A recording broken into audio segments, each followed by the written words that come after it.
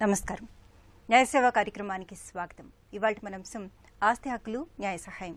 ఈ అంశంపై సలహాలు సూచనలు అందించడానికి మనతో పాటు ఉన్నారు 16వ అదనపు chief judicial magistrate Hyderabad గుబ్బా Prabhakar గారు, అలాగే న్యాయవాది బి సురేష్ గారు.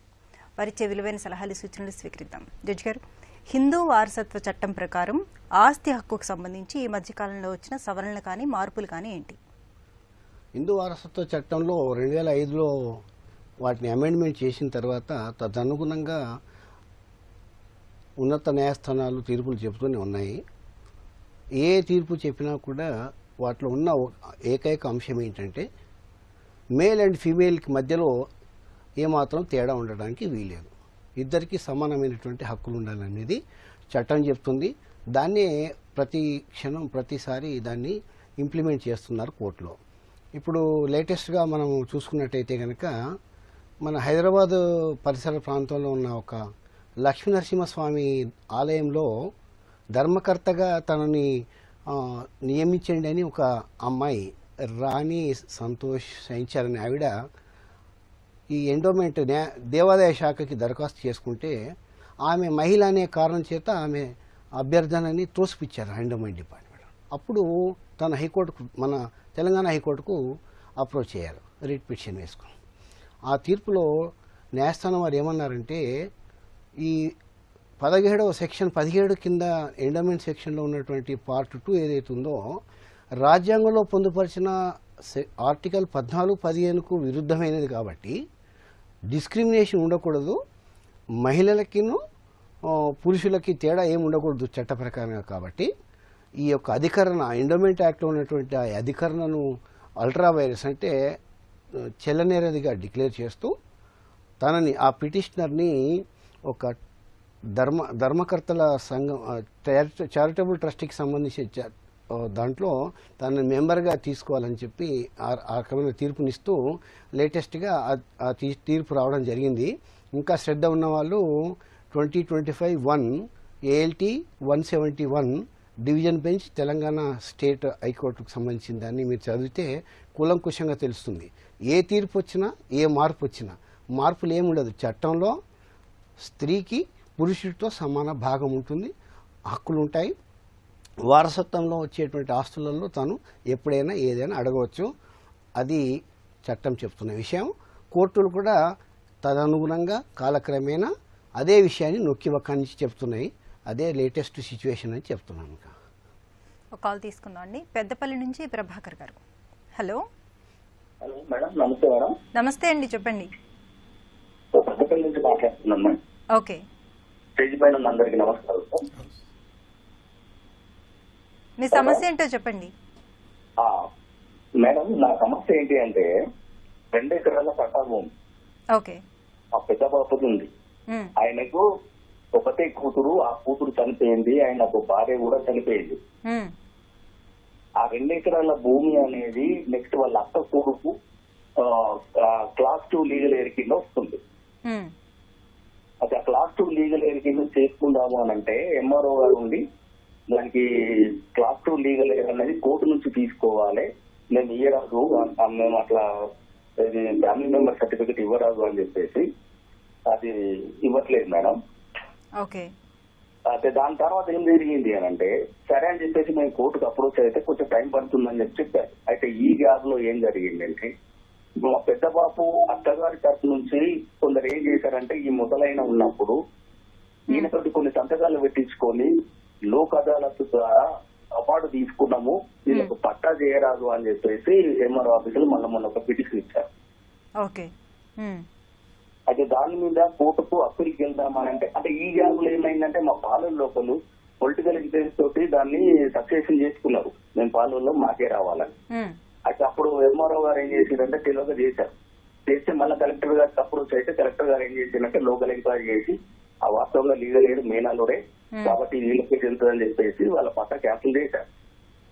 అయితే మీ పాలోళ్ళు ఈ మా పెద్ద బాపు వాళ్ళ అత్తగారి తరఫున చుట్టాలు ఇద్దరు ఒకటై వాళ్ళేమో కోర్టు నుంచి అంటే పిఎల్సీ ద్వారా లోక్ అదాలత్ లో అవార్డు తీసుకున్నారు, ఈయనేమో పట్టా చేసుకున్నాడు. ఆయన వచ్చి ఇది క్యాన్సిల్ చేయించలేదు, మేము క్యాన్సిల్ చేయించినాం పట్టా. ఇప్పుడు మేము పట్టా చేసుకున్నామని అప్లికేషన్ ఇస్తే నాకు అవార్డు ఉంది అని చెప్పేసి అన్నారు. అవార్డులో కండిషన్ ఏముంది అని అంటే పట్టాదారే నేనే వచ్చి నీకు పట్టా చేస్తా అని చెప్పేసి రాసిచ్చింది దాంట్లో టర్మ్స్ అండ్ కండిషన్ లో. కానీ ఆ మనిషి చనిపోయేంత వరకు ఆయన దగ్గరికి రాలేదు, అసలు లోకల్లో కొనలేదు, ఎవరికి తెలియదు, గ్రామంలో ఎవరికి తెలియదు, మాకు రిలేషన్స్ లో ఎవరికి తెలియదు. మళ్ళీ ఆయన తీసుకున్న దాంట్లో ఈయనకి లీగల్ ఎయిడ్స్ ఎవరు లేరని చెప్పి తీసుకున్నారు. ఇప్పుడు దీనికి ఎట్లా అప్రోచ్ కావాలో మాకు అర్థం కావట్లేదు మేడం. ఇప్పుడు దాని మీద అప్పీల్ లేదని అంటున్నారు. చూడండి ప్రభాకర్ గారు, మీరు అడిగిన సమస్య చాలా చిన్నది, అట్లా అట్ ద సేమ్ టైం చాలా జటిలమైనది కూడా. ఒకటి ఏంటంటే హిందూ వారసత్వ చట్టంలో క్లాస్ 1 అండ్ క్లాస్ 2 హెయిర్స్ అని ఉంటారండి. మీరు క్లాస్ 1 అనే మాట, క్లాస్ 2 అనే మాట వాడారు కాబట్టి మీకు చట్టం మీద అవగాహన ఉందని నేను అనుకుంటున్నాను. అప్పుడు ఆ చట్టంలో ఉన్నటువంటి పొందుపరిచినటువంటి క్లాస్ 1, క్లాస్ 2లో మీరున్నారా లేదా చూసుకోండి. మీరున్నారంటే చట్ట ప్రకారంగా మీరు చర్యలు తీసుకోవచ్చు. ఒకవేళ ఎవరైనా మోసపూరితంగా వినండి, ఒకవేళ ఎవరైనా మోసపూరితంగా లోకాయతులు ఏదైనా అవార్డు తీసుకుంటే కనుక దానికి అప్పీల్ లేదనేది మేము చెబుతుంటాం, మీరు వింటుంటారు. కానీ ఒకవేళ ప్రాథమికమైనటువంటిది మీ హక్కులకు భంగం కలిగించేటువంటిది మోసం లాంటిది ఏదైనా ఉంటే కనుక దానికి హైకోర్టులో పరిష్కారం ఉంటుంది. మీరు ఒక న్యాయ సలహా తీసుకొని ఒక చక్కటి న్యాయవాదిని సంప్రదించి కూలంకుషంగా విషయాలు చర్చించి దాని మీద మీరు రిట్ వేసుకొని ఆ అవార్డుని ఛాలెంజ్ చేసేటువంటి అవకాశం ఉంది. కాబట్టి మీరు సరైన న్యాయ సలహా తీసుకుంటే బాగుంటుందని మా అభిప్రాయం. రాజప్ప గారు సత్యసాయి జిల్లా నుంచి. హలో రాజప్ప గారు, నమస్తే అండి. మేడం నమస్తే మేడం. ఇది ఆంధ్రప్రదేశ్ చెప్పండి మేడం. సార్ జడ్జి గారికి వాళ్ళకి న్యాయవాదులకి నమస్తే మేడం. నమస్కారం. నమస్కారం, చెప్పండి రాజప్ప గారు. సార్ మాది ఇట్లా 1977లో తాకట్టు పెట్టినాడు సార్, భూమి మార్టిగేజ్ చేసినారు 5 ఏళ్ళు టైం పెట్టుకుని. సార్ మా తాతగారు. పర్లేదు చెప్పండి, స్పీడ్ గా చెప్పండి. అది వాళ్ళు మేము ఎన్నో తూర్లు పోయి న్యాయంగా అడిగినాం సార్. వాళ్ళు ఇవ్వడం లేదు, టైం అయిపోయింది అన్నారు. మళ్ళీ ఇక్కడ వచ్చేసి 2005లో సార్ ఒక న్యాయ సలహా తీసుకుంటే అక్కడ వాళ్ళ లాయర్ గారు దీనికి 30 సంవత్సరాలు టైం అన్నారు. వినిపిస్తాను చెప్పండి. 30 సంవత్సరాలు టైం అన్నారు. కేసు వేసినాం సార్. మేము లాయర్ నోటీసులు సమన్లు పంపించిన తర్వాత వాళ్ళు అమ్మేసినారు సార్ భూమి. అది అది వచ్చేసి కేసు వేసినాము. ఏసీ రన్నింగ్ లో ఉండగానే వాళ్ళు కొన్నారు. కొన్ని తర్వాత అది కేసు నడుస్తూ దాంట్లో 2-3 కేసు వేసిన వాళ్ళు చనిపోయినారు సార్. తర్వాత వచ్చేసి 2024 ఆగస్టు 24వ తారీఖు డిస్మిస్ చేసినారు సార్ కేసు. అది అక్కడ లాయర్ గారు చనిపోయినారు, ఇక్కడ వీళ్ళు కేసు వేసిన వాళ్ళు చనిపోయినారు. అందుకే దానికి ఏం చేయాలనేది జడ్జి గారిని అడుగుదామని మేడం. చూడండి రాజప్ప గారు, చెప్పండి సార్. మీరు ఈ యొక్క కేసుని ఏదైతే కోర్టులో ప్రవేశపెట్టారో, మీరు మార్టిగేజ్ కు సంబంధించినటువంటి విషయంలో మార్టిగేజ్ని మీరు ఏ కారణం చేత ఈ కేసు డిస్మిస్ అయింది అనేది మాకు వివరాలు తెలియదు. కాబట్టి ఏ కేసు డిస్మిస్ అయినా కూడా మన భారతదేశ న్యాయస్థానంలో ఉన్నటువంటి ఒక చక్కటి ఒక వెసులుబాటు ఏమిటంటే, ఎక్కడైనా ఏ కోర్టులో అయినా ఒక తీర్పు జరిగితే పై కోర్టుకు మీరు అప్పీల్ వేసుకోవచ్చు. ఆ పై కోర్టుకి వెళ్ళొచ్చు, సుప్రీంకోర్టు దాకా మీకు అవకాశం ఉంటుంది. ఒకవేళ మీ దగ్గర న్యాయం ఉంటే, న్యాయస్థానం మీద మీకు నమ్మకం ఉంటే, మీకు మీ హక్కులు ఎప్పుడు కూడా భంగం కలగదు. న్యాయస్థానం మీ హక్కుల పరిరక్షణ కోసం ఎప్పుడు ఉంటుంది. మీరు చేయాల్సిందల్లా మీ సమస్యని కోర్టు దృష్టికి కూలంకుషంగా తీసుకురావాలి. దానికి 2 మార్గాలు ఉంటాయి. ఒకటి, చక్కటి లాయర్ గారిని వెనుకోవాలి. మీరు చక్కటి విషయాలకు సంబంధించినటువంటి కేసుకు సంబంధించినటువంటి కాగితాలను వాళ్ళకి ఇవ్వాలి.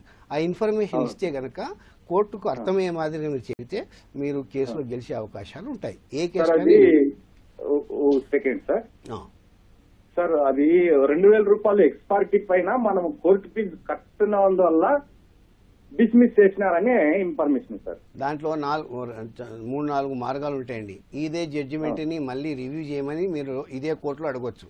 ఆ కోర్టు అడిగినా కూడా దానికి ఏం రెస్పాన్స్ ఇవ్వలేదు. ఎవరు రెస్పాన్స్ ఇవ్వడానికి రెడీగా మాలాగా మైక్ పట్టుకొని కూర్చోరు. కోర్టులో మీరు దరఖాస్తు చేయాలి, దాని మీద ఆర్గ్యుమెంట్ చేయాలి, తీర్పు తీసుకోవాలి, అంతే. మీకు రెస్పాన్స్ లేదనే దానికి సమస్య కరెక్ట్ కాదు. అది రెస్పాన్స్ కంపల్సరీ ఉంటుంది ప్రతి దానికి. మాకు తెల్ల కాగితం పంపించినా కూడా మా దగ్గర జవాబుదారీతనం ఉంటుంది. 4 రిజిస్టర్లో ఆ కాగితాన్ని ఎంటర్ చేస్తాము. సరైన సమయంలో కొంచెం కాలయాపన జరగడం అనేది నిక్కచ్చిగా జరుగుతున్న విషయం, కేసులు ఎక్కువనే కాబట్టి. కానీ ఖచ్చితంగా మేము దాని మీద స్పందిస్తాము, దాని మీద తీర్పు చెప్తాము. మీకు కావాల్సినటువంటి న్యాయ వితరణ జరుగుతుంది కంపల్సరీగా. మీరు వేచి ఉండాలి, ఓపికతో చూడాలి. 77లో జరిగిన మార్టిగేజ్ 30 సంవత్సరాల తర్వాత మీరు కేసు వేశారు. డిస్మిస్ అనే కేసుకు తొందరపడితే ఎలాగా? అప్పీల్ వేయండి, లేదా రివ్యూ వేయండి, లేదా రివిజన్ వేయండి, ఏదో చేయండి. కేసులో మాత్రం మీకు ఓపిక ఉన్నంత వరకు ఫైట్ చేసుకోండి. మీ హక్కులు మీకు దొరుకుతాయి. ఓకే అండి. మరో కాల్ తీసుకుందాం అండి. హైదరాబాద్ నుంచి హేమంత్ కుమార్ గారు. హలో సార్, నమస్కారం సార్. నమస్తే అండి, చెప్పండి మీ సమస్య ఏంటో చెప్పండి హేమంత్ గారు. హలో లాయర్ గారు, తండ్రి నుంచి వారసులకు ఆస్తులు బదలాయింపు ప్రక్రియ ఎలా జరుగుతుంది? ముఖ్యంగా ఈ హిందూ వారసత్వ ఆస్తి హక్కు చట్టం అనేది 1956లో చట్టము ప్రకారము అప్పుడు అందరికీ ఆస్తుల్లో హక్కు ఉందని ఉంది. కాకపోతే అందులో ఏంటంటే 2 రకాల మన ఆస్తి పైన ఉంటుంది. ఒకటి వారసత్వంగా రావడం అనేది ఒకటైతే, రెండవది ఏంటంటే ఏదైనా డాక్యుమెంట్ వాళ్ళ జీవిత కాలంలో ఏవైనా డాక్యుమెంట్స్ రాస్తే ఆ డాక్యుమెంట్స్ ప్రకారము ఈ ఆస్తులపైన హక్కు రావడం అనేది ఒకటి ఉంటుంది. ఎలాంటి డాక్యుమెంట్స్ లేకుండా, ఉదాహరణ ఏది గిఫ్ట్ డీడ్ కానీ ఇంకా వేరే డాక్యుమెంట్స్ విల్ డీడ్ కానీ అలాంటి డాక్యుమెంట్స్ ఉంటే వాటి బట్టి ఆస్తిలో వాళ్ళ యొక్క హక్కులు ఉంటాయి. అవి లేని సమక్షంలో రొటీన్గా వాళ్ళ యొక్క వారసత్వం అంటే వాళ్ళు లీగలేర్గా వాళ్ళకు రావాల్సింది ఏముందనేది ఉంటుంది. ముఖ్యంగా ఈ 1956 ఈ చట్టం అనేది 2005లో కొంచెం మార్పులు చేయడం జరిగింది. యాక్ట్ నెంబర్ 39/2005 ప్రకారము. అప్పుడు ఏముందంటే అంతకు మునుపున్న చట్టంలో ఏముండేదంటే ఈ యొక్క పెద్దల ప్రాపర్టీ అని, యాన్సిస్ట్రల్ ప్రాపర్టీ అని ఒకటి ఉండేది, సెల్ఫ్ ఎక్వైర్డ్ ప్రాపర్టీ అనేది ఒకటి ఉండేది, అంటే తమ స్వంతంగా సంపాదించింది. అందులో ఆస్తి మన పూర్వుల నుంచి వచ్చిన ఈ యొక్క ఆస్తి పైన దానికి ప్రతి ఒక్కరికి ఆస్తి ఉంటుంది, ఎవరు వాళ్ళ యొక్క హక్కులను కాదనడానికి వీల్లేదు. కానీ మనం స్వతహాగా సంపాదించిన ఏదైతే సెల్ఫ్ ఎక్వైర్డ్ ప్రాపర్టీ ఏవైతుందో వాటిపైన ఆ వ్యక్తి యొక్క స్వేచ్ఛ అనేది ఉండేది. కానీ కాలానుగుణంగా తర్వాత ఏదైతే 2005లో ఏమైపోయిందంటే అదొక మార్పు. సెక్షన్ 6(5) ప్రకారం ఏమన్నారంటే 2004 కంటే ముందు ఆ ప్రాపర్టీ పైన ఏవైనా దస్తావేజులు అయితే దాని ప్రకారము వాటిని ఛాలెంజ్ చేసే అధికారం ఎవరికీ లేదు, లేదా ఆస్తి అడగాలనుకున్న వ్యక్తులకు లేదు. ఆ 2004 తర్వాత ఒకవేళ ఎలాంటి డాక్యుమెంట్ లేకపోతే వాళ్ళకు ఆ ఆస్తిలో ఉంటుంది.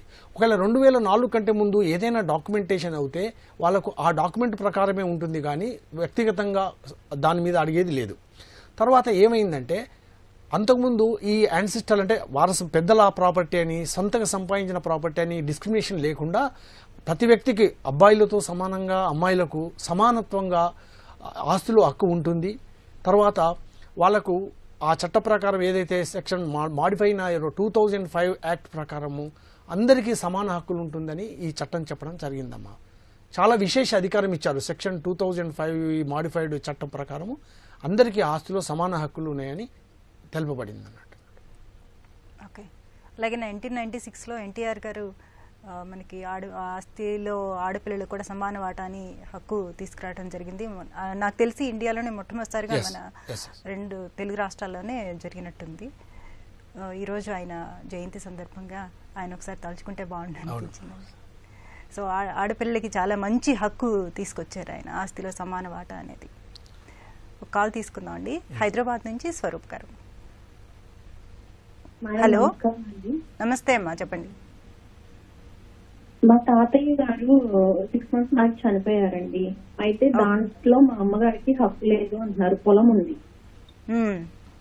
అయితే మా తాతయ్య గారికి 3 కూతుర్లు 1 కొడుకు ఉన్నారు. అయితే మిగతా వాళ్ళందరికీ వస్తుంది అంటున్నారు కానీ మా అమ్మకి మాత్రం రాదు అని చెప్పేసి మా అమ్మమ్మ గారు చెప్తున్నారు.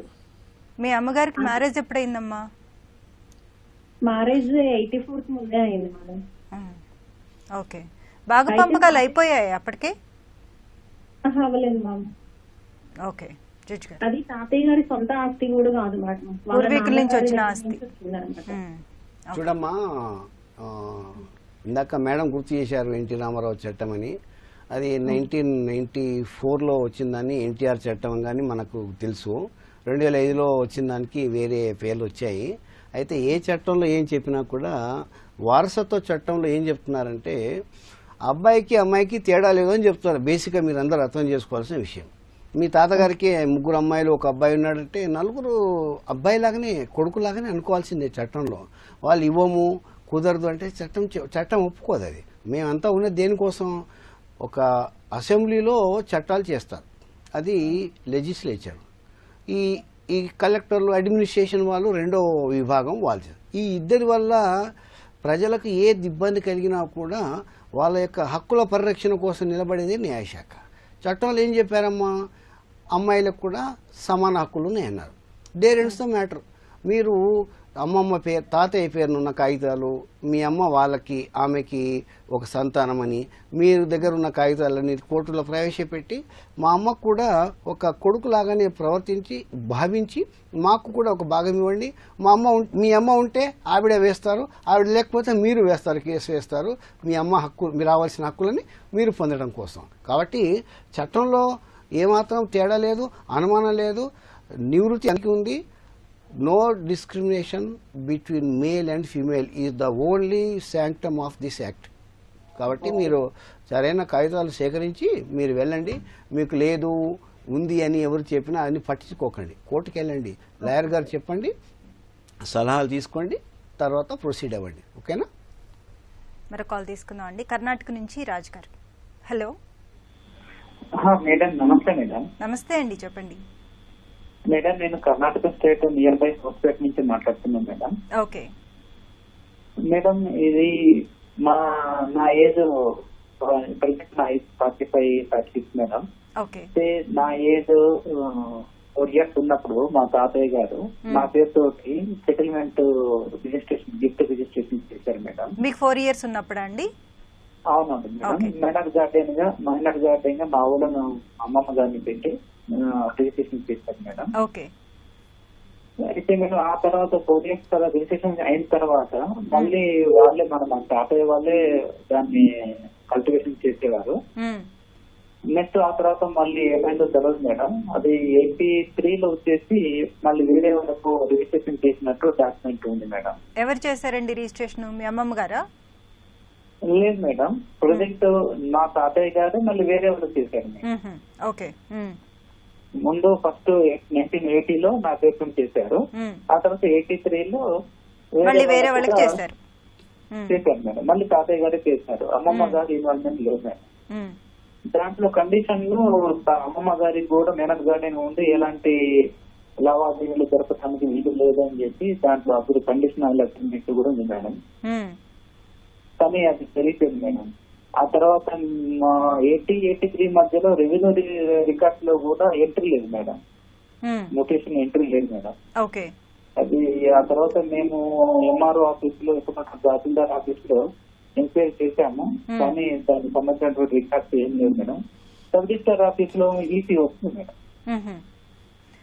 మీకు రిజిస్ట్రేషన్ చేసినప్పుడు మీకు గార్డియన్ గా ఎవరిని పెట్టారండి అప్పుడు? మా అమ్మమ్మ గారు. మీ అమ్మమ్మ గారిని పెట్టారు. ఓకే. అది గిఫ్ట్ చేశారా, రిజిస్ట్రేషన్ చేశారా? మీకు రిజిస్ట్రేషన్ అయింది మేడం. ఓకే.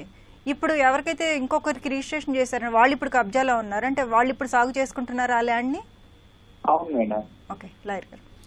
ఇందులో ముఖ్యంగా ఏంటంటే లాంగ్ బ్యాక్ ఈ ప్రాపర్టీ మీ పేరు మీద గిఫ్ట్ చేశారని చెప్తున్నారు. దాంట్లో మీకు గార్డియన్ గా మీ అమ్మమ్మని పెట్టారని చెప్తున్నారు. ఒక్కసారి ప్రాపర్టీ అంటే ఆ ప్రాపర్టీ మీకు ఎప్పుడైతే గిఫ్ట్ చేశారో అప్పుడు మీరు మైనర్, అప్పుడు మీ అమ్మమ్మ గారు మీకు గార్డియన్ గా ఉన్నారు కాబట్టి ఈ ప్రాపర్టీ మీరు మేజర్ అయ్యేంత వరకు ఈ ప్రాపర్టీ అమ్మడానికి వీల్లేదు. 1. 2, ఒకవేళ అమ్మితే గార్డియన్ గా కోర్టు నుంచి అనుమతులు తీసుకొని ఈ ప్రాపర్టీ అమ్మాలా. ఒకసారి ఈ ప్రాపర్టీ మీ తాతగారు మీకు ఇచ్చిన తర్వాత మీ తాతగారికి ఈ ప్రాపర్టీ పైన ఎలాంటి అధికారం లేదు అమ్మేది. ఒకవేళ మీ తాతగారు వేరే వాళ్ళకి ఏదైనా అమ్మితే అది చెల్లనేరదు. అంటే ఉన్నటువంటి 10 ఎకరాలలో ఒక 2 ఎకరాలు నాకు పెట్టారు. ఆ తర్వాత అమ్మేటప్పుడు 10 ఎకరాలు మొత్తం అమ్మేశారు. అవును, మీకు అమ్మిన ఎక్స్టెంట్ మట్టుకు అది చెల్లనేరదు. కాబట్టి మీకు చట్టపరంగా మీకు అది ఎందుకంటే మీకు 83లో గిఫ్ట్ అయిన తర్వాత మీ ప్రాపర్టీ అది అగ్రికల్చరల్ ప్రాపర్టీ అంటున్నారు కాబట్టి అక్కడ మ్యూటేషన్ చేసుకోవాల్సింది ఉండే. మరి చేసుకున్నారా లేదా మీరు క్లియర్ గా చెప్పడం లేదు. కానీ మీకు నోటీస్ నవ్వలేదు సార్, నేను చూసాను సార్, రివిజన్ రికార్డులు ఎంక్వైరీ చేశాను, నోటీస్ నవ్వలేదు సార్. అదే మీరు అక్కడ చిన్న పొరపాటు జరగడం ఏంటంటే అప్పుడు మీరు మైనర్ గా ఉన్నారు, మీ అమ్మమ్మ గార్డియన్ గా ఉండి వాళ్ళకు చట్టపరంగా సరైన అవగాహన లేక వాళ్ళు మ్యూటేషన్ చేసుకోలేరు. కానీ ఆ ప్రాపర్టీ మీ పేరు మీద గిఫ్ట్ అయినది వాస్తవమైనప్పుడు వాటిని అది రిజిస్ట్రేషన్ ఆఫీస్లో రిఫ్లెక్ట్ అవుతుంది, ఎన్కంబరెన్స్ సర్టిఫికేట్. ఆ ప్రాపర్టీ తర్వాత మీ తాతగారు 10 ఎకరాలు అమ్ముతున్నప్పుడు అక్కడ రిజిస్ట్రేషన్ వాళ్ళు ఏం చేస్తారంటే ఆల్రెడీ మీరు 2 ఎకరాలు మీ మనవనికి ఇచ్చారు కదా గార్డెన్గా మీ అమ్మమ్మని ఉంచుతూ ఇది అమ్మడానికి వీలు లేదని వాళ్ళు ఆక్షేపించాలి. కానీ మరి అది ఎక్కడ ఏం జరిగిందో ఏమో. ఇప్పుడు మీకు ఆ అంతకుముందు 83లో జరిగిన గిఫ్ట్ డీడ్ను బేస్ చేసుకుని మీరు ఈ ప్రాపర్టీ మీద హక్కులు కోరే అధికారం మీకు పూర్తిగా ఉంది. ఎట్టి పరిస్థితుల్లో రెండవ యొక్క డాక్యుమెంటేషన్ ఏదైతుందో మీ ఎక్స్టెంట్ మట్టుకు చెల్లనేరదు. కానీ చెల్లనేరదు అంటే మరి మళ్ళీ చట్ట ప్రకారం మీరు కోర్టుకు వెళ్ళాలా. ఏమని వెళ్ళాలా? నన్ను ఓనర్గా డిక్లేర్ చేయండి, ఆ గిఫ్ట్ డీడ్ ద్వారా నేను ఓనర్ను, మా తాతగారు నాకు ఇచ్చారు 83లో, మా అమ్మమ్మను గార్డియన్గా ఇచ్చారు, కానీ ఇవన్నిటిని సపరేషన్ చేస్తూ మా తాతగారు తిరిగి తర్వాత వేరే వాళ్ళకి అమ్మారు, అది చెల్లనేరదు. కాబట్టి నన్ను ఓనర్గా డిక్లేర్ చేస్తూ అప్పుడు ఏదైతే గిఫ్ట్ డీడ్ చేసిన డాక్యుమెంట్ ఉందో దాన్ని రద్దు చేయమని అడుగుతూ మీరు ఒకవేళ ఆ ప్రాపర్టీ మీకు ఆ గిఫ్ట్ డీడ్లో పొజిషన్ ఇచ్చినట్టు ఉంటుంది.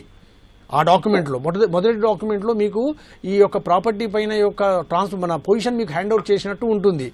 ఒకవేళ లేని పక్షంలో మీరు రికవరీ పొజిషన్ కూడా అందులోనే మీరు అడగొచ్చండి. మీకు చట్టపరంగా చాలా హక్కులు ఉన్నాయి. ఈ రెండవసారి చేసిన డాక్యుమెంట్ చెల్లనేరదు చట్టపరంగా, కానీ మీరు కోర్టుకు వెళ్ళాలా.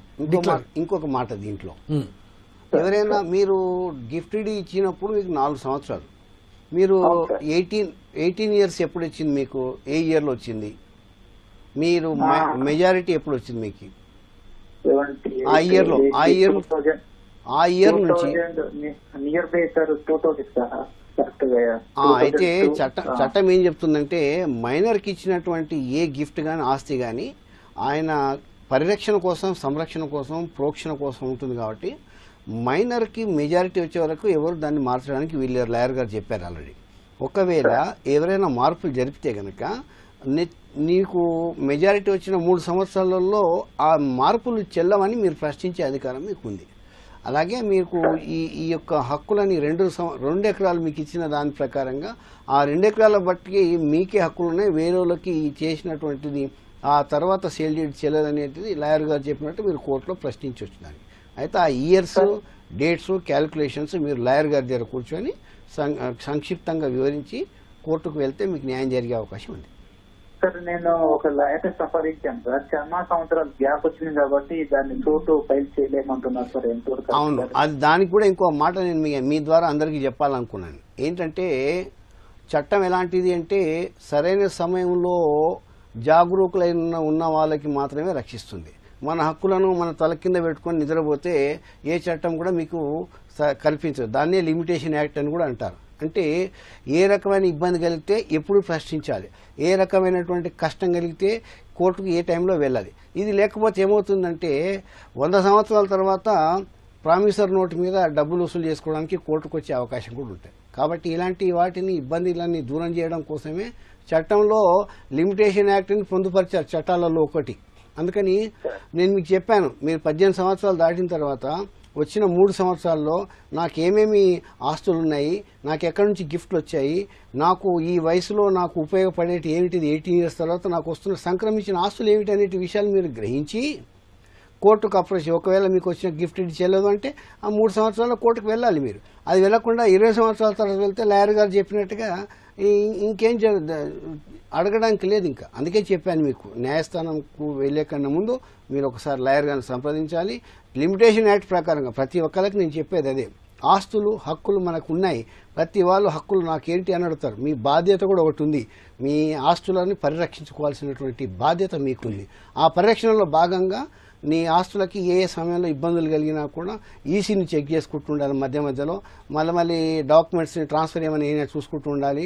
మీ ఆస్తులో ఏమాత్రం మార్పులు వచ్చినా ఆ సమయానుకూలంగా మీరు కోర్టుకు అప్రోచ్ అవుతే మీకు న్యాయం జరిగే అవకాశం ఉంది. మీ ద్వారా వీళ్ళందరికీ తెలియజేస్తున్నాను. మరో కాల్ తీసుకుందాం అండి. అనంతపురం నుంచి లక్ష్మి గారు. హలో, నమస్తే మేడం. నమస్తే అమ్మా, చెప్పండి. నమస్తే మేడం. నాకు మా నాయన తరఫున వచ్చింది ఆస్తి మేడం. మా నాయనకు ఒకటే కూతురు నేను.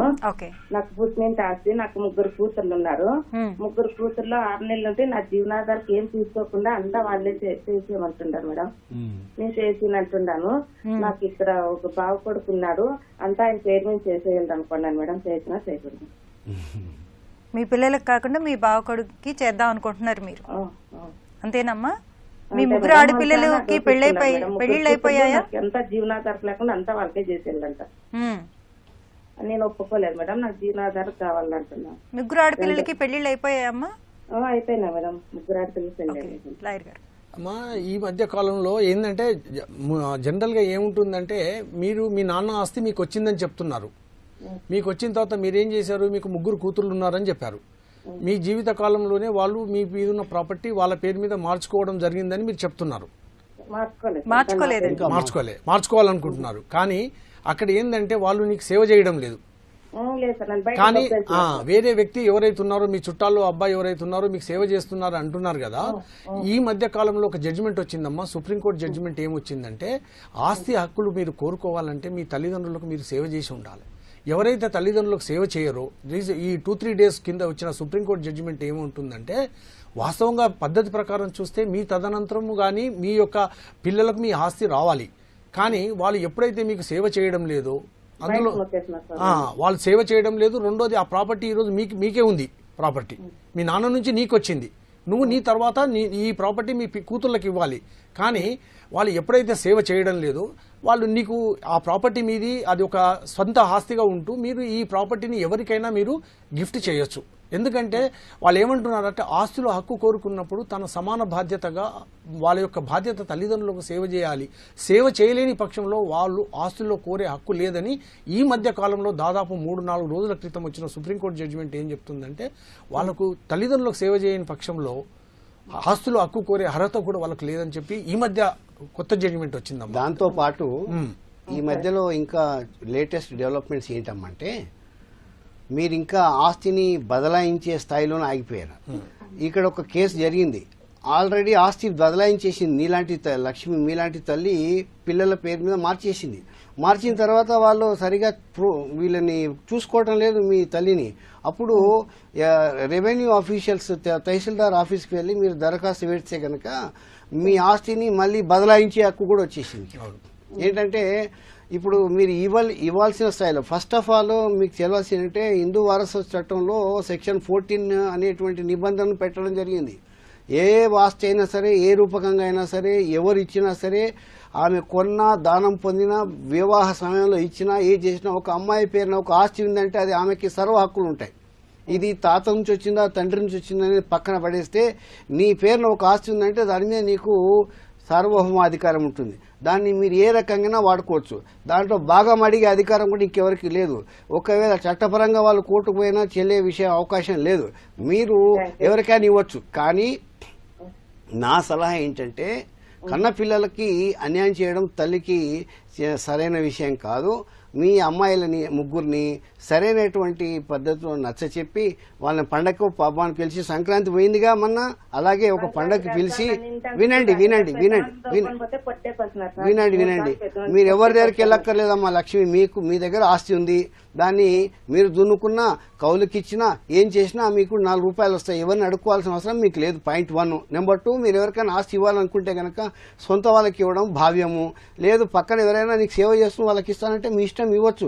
కానీ తదనంతరం మీరు ఎప్పుడైనా ఈ ఏజ్డ్ ఉన్న పర్సన్స్కి నేను ఇచ్చే సలహా ఏంటంటే మీ ఆస్తులని అప్పనంగా నమ్మి ఎవరి చేతిలో వేయొద్దు. తర్వాత ఇబ్బందులు పడొద్దు. థ్యాంక్ యూ సో మచ్ అండి. న్యాయ సలహా కోసం మీరు సంప్రదించవలసిన మా మెయిల్ ఐడి న్యాయసేవ@ttv.co.in. వచ్చే శనివారం 9:30 గంటలకు న్యాయసేవ కార్యక్రమంలో మళ్ళీ కలుసుకుందాం. అంతవరకు సెలవు. నమస్కారం.